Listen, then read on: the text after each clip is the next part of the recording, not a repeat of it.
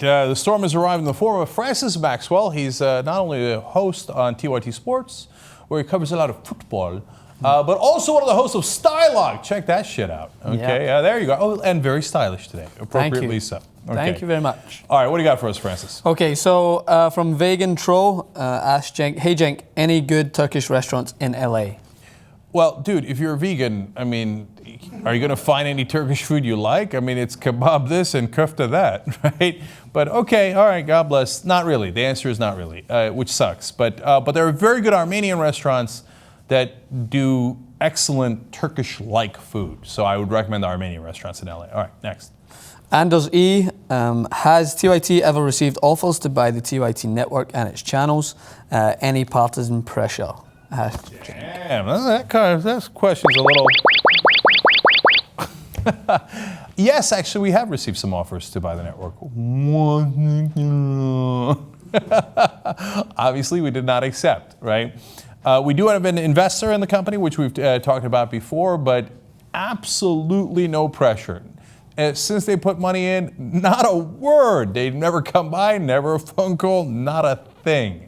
So thank God. Look, when we have discussions with people about financing, and who does this kind of honest programming? CNN, can you imagine? They come on, they're like, all right, now let us tell you about our financing, right? We tell them right off the top, look, if you want to talk about editorial control, this meeting is done. So that's how we roll. Next. Patriot Persian asks, hey, TYT, what is your position on Turkey trying to play both sides on fight with #ISIS? I wasn't aware that we were allowing questions about Turkey. No, because what do you mean? Turkey's always right? Yes, whatever they said, even if they said two different things. No, look,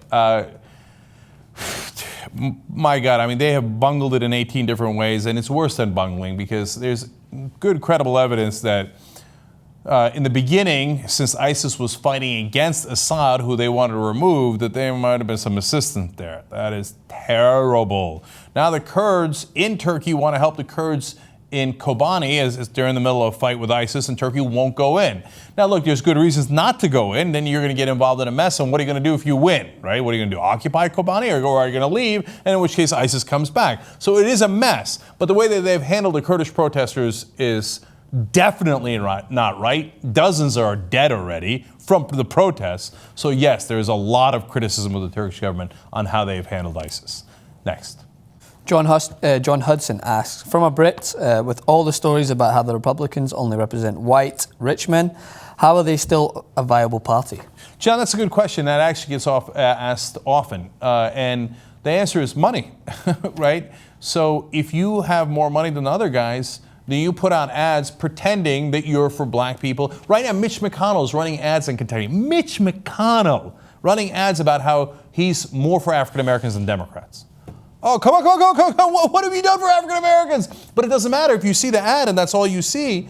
You might be like, oh, I guess Mitch McConnell's the one for African Americans. Look, not everybody's this knee-deep in politics. They don't know what Mitch McConnell stands for. Right before the election, they see a bunch of ads and they hear a bunch of ads and then they go vote. That's how they trick you. Next. Tim Groover has got a question for the female TYT fans, I think. Boxers or briefs, and why? As with my political opinions, I'm a firm believer in... I'm a firm believer on it depends. It depends on the context. If I'm playing sports, got to wrap it up a little bit. We're going to go with briefs, okay? But if I'm hanging out a normal day, I'm going for comfort. Boxers. Hanging out. All right, I should go no further. All right, last one. Jay Wang, after you left Islam, what was it like tasting bacon for the first time? Now, look, you have to understand, I was born a secular Turk, so we didn't practice much of Islam. We just had some things left over, like the typical Turkish cheating version of Islam, like I'll drink, like for the adults, right? But I won't drink during Ramadan. Is that in the Quran? No, we made that up. It's just a Turkish rule, right? So in our case, we're like, should we try? Well, no, bacon's too much, but maybe we could try ham. Like, none of that makes any sense. You pick and choose. So at some point, I tasted a pepperoni pizza, and I was like, whoa, that's good. I'm like, oh shit, we're missing that, right? And then at some point, I don't remember when, I tasted a sub, an Italian sub with all the different kind of ham. I was like, oh, God, Allah, you sure, dude? Right?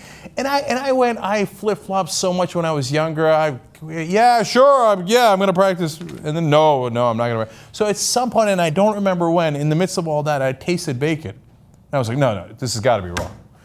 Okay. Does not compute. God says do not eat bacon, but yet bacon is God's food.